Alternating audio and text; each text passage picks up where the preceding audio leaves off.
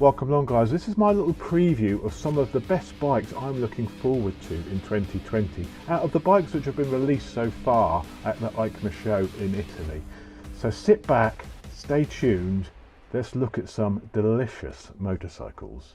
So starting off with one of my favourite ever bikes, the Super Duke R. I owned one of these, the original one, the 2415 version, absolutely loved it. Sold it because it was a little bit agricultural. Bike's been through several generations now and they have absolutely nailed it with the 2 version. This 3 version must be incredible. 177 brake horsepower, 140 newton meters of torque. Not much change in power from last year's. Up a couple of brake horsepower, that's all. Actually down a couple of torques as well because of that new exhaust, the new emission regulations for Euro 5 the bike has to meet. It's now got the 5-inch TFT, new headlights, new styling. The frame is very similar to the old RC8 frame, but it's actually 2 kilos lighter and 3 times stiffer than the old Super Duke. The rear subframe is now composite. Gone is the trellis design, so it's lighter. The fuel tank, not only has it gone from plastic to steel, it's also gone from 18 litres to 16 litres. So it's lost a bit of capacity, but it should still do about 160 miles on a tank. The braking has been addressed by new Brembo Stylema calipers. The old bike brakes were never the best out there. With the Stylemas on it, it should move it up a notch. Very, very excited to see how this thing stops, goes and handles. The bike has the same IMU, the 9.1 Bosch system. Slight revisions again for this year, just making it work slightly better. The wheelie control, the way the traction control works. It also now has buttons on the switchgear to adjust your traction control on the fly, like the RSV4 and the Tuono does, and also a button whereby you can store your favourite settings. So perhaps a button you can program to be wheelie control off. Very nice. I think the aim for this bike for this year is to tighten it all up, because it was always never the sharpest handling bike. It was a beautiful bike to ride, but it wasn't quite as sharp as the likes of the Tuono. So hopefully now this has brought that whole package together, made it tighter, more performance focused and very nice to ride.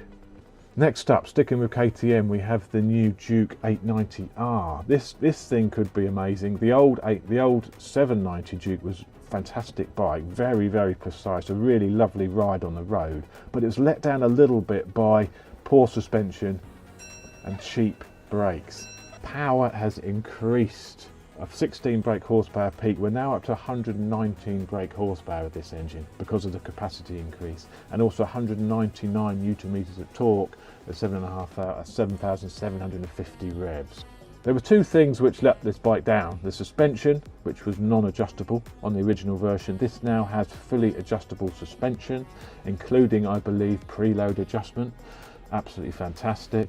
And also the brakes were a bit weak on this bike. They felt a little bit wooden, you really had to pull the lever. Now this has the Brembo Stylemas, so the braking should be also taken care of. So what with an additional 16 brake horsepower and 3 kilograms lighter, this bike should be very, very interesting and perhaps the perfect road bike.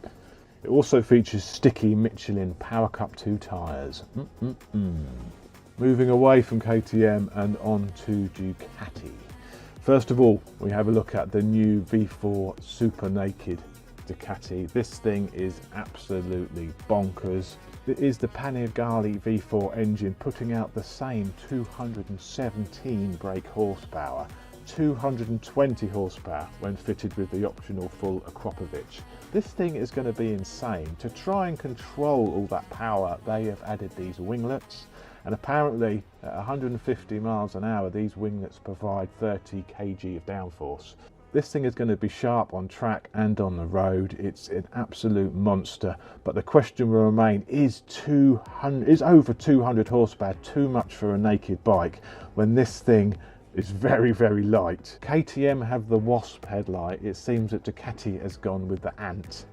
Definitely an ant-like resemblance to the front lighting cowl. This bike will be available in 2 versions, a standard and the S. The standard will have the Showa suspension, where the S will have the Öhlins EC2 electronic suspension, the same as what's on the Tuono.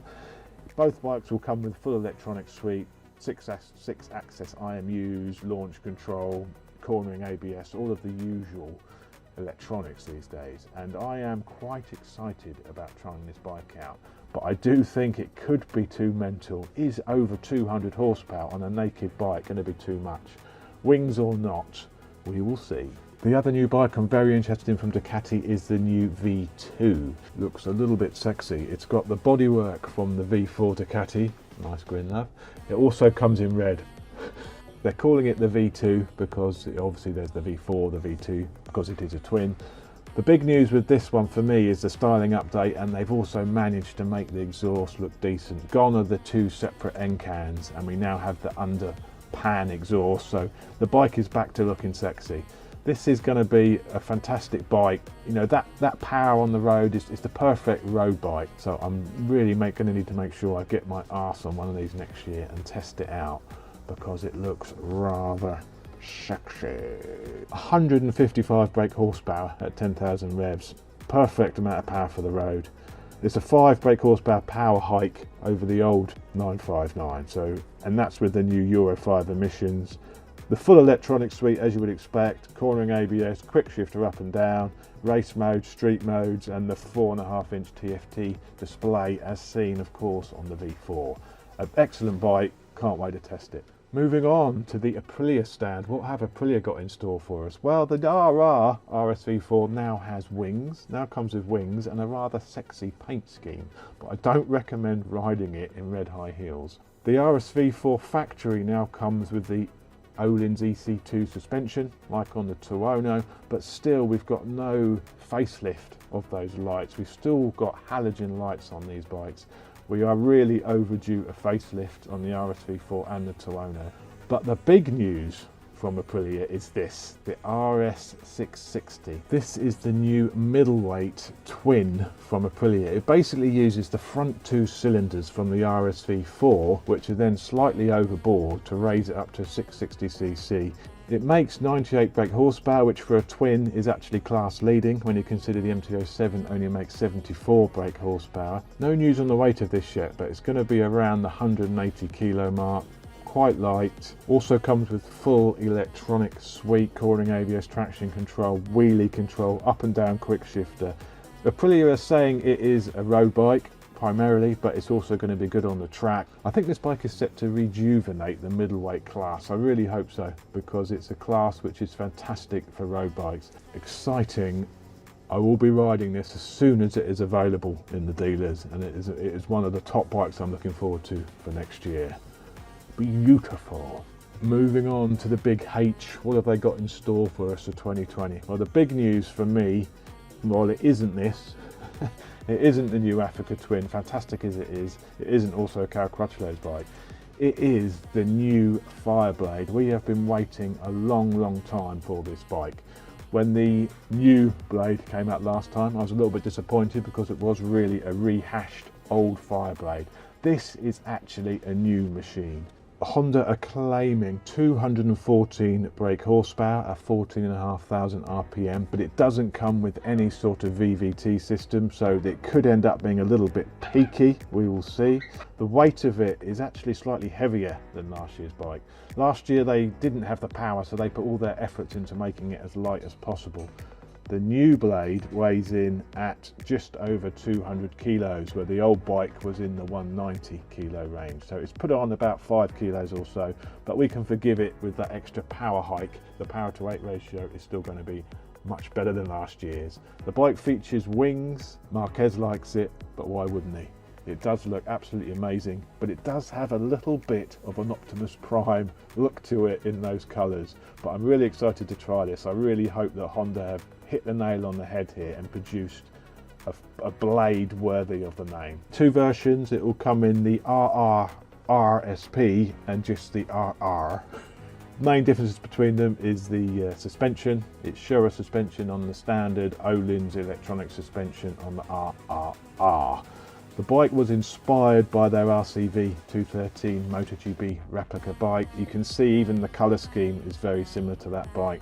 It's going to be an interesting one. I can't wait to ride it. It's got a lot of diamond light coating, DLC coatings used inside the engine. It's obviously a high revving engine this, so the only thing that worries me about this bike is it going to be just all too peaky and there's going to be a real lack of mid-range.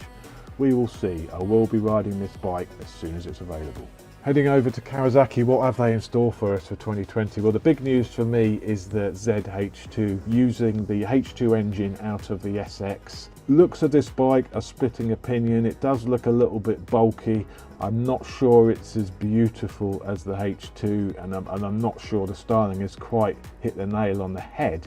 But this bike is going to be 200 horsepower, 140 newton meters of torque. It's going to be an absolute monster. 100 foot-pounds of torque and over 200 brake horsepower on tap. And the thing about the H2s is you can get more power easily by doing a simple reflash and a chip tune. You can be up to 250 horsepower, no problem at all. It's 17 kilograms lighter than the H2SX, which is 239 kilos. But it still weighs in at a rather hefty 222 kilos. When you compare that to the lightweight Ducati Street Fighter, even the Super Duke has lost weight. The Super Duke is under 200 kilos now. This does seem a little heavy, but with that power plant, it will make, I think, a very stable, powerful machine. So again, as soon as these are available, I will be riding one, and I am rather excited. 197 brake horsepower. Oh yes. The bike has been built with some compromises in mind. It's not all out like the original H2. Gone is the single-sided swinging arm. We now have a dual-sided swinging arm, very similar to the ZX10. That's obviously to reduce the cost of this bike. This is going to be around the £13,000 to £14,000 mark. It'll probably compete directly with the Super Duke. It will be cheaper than the Ducati Street Fighter, so it will be the cheapest of the monstrously powerful super nakeds. This could be a 200 horsepower naked for around £14,000. Well, there we go. I hope you've enjoyed my little preview of the bikes which are coming in 2020. It's not all of the new bikes which are coming out, it's ones I'm most interested in. If there's any I've missed which you want to see, let me know in the comments below and I'll see if I can do a preview feature of it. But thanks for watching. If you're not already subscribed to my channel, please subscribe. I will be ride reviewing all of these bikes and perhaps even purchasing one of these new machines for the garage to see what I like to live with over a longer period, because I do have an itch for a new motorcycle. So thanks for watching. I'll speak to you soon.